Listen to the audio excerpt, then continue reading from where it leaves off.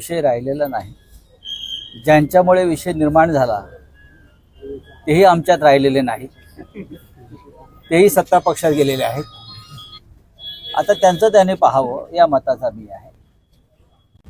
दादा भुसे यांनी अत्यंत पेसफुली हा विषय संपवण्यासाठी सहकार्य केलं.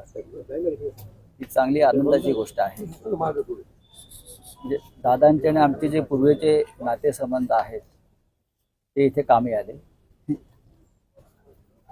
आणि माझ्या तब्येतीमुळे मला आता फार धावपळ अशी इथे लांब करता येत नाही, कारखाना येता येत नाही. पण जे घडलंय ते उत्तम घडलंय. राजकारणामध्ये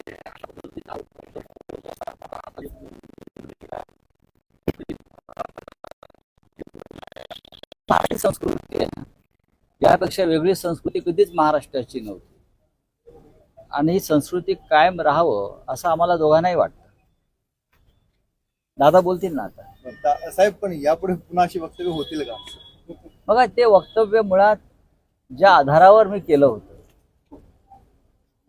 तो आधार जो आहे ज्यांनी निर्माण केला होता त्यांनी आता त्या संदर्भात काय ते पाहावं. मला असं वाटलं की माझ्याकडून चुकीच्या आधारावर मी वक्तव्य केलं असं मला नंतर लक्षात आलं. आणि ज्यांनी ते समोर आणलं ते आता स्वतःच दूर गेलेले आहेत. त्याच्यामुळे मी कशा करता या विषयावर दादांशी भांडू, हा माझा सरळ मुद्दा आहे. ज्यांना भांडायचं असेल ते भांडतील किंवा लढतील.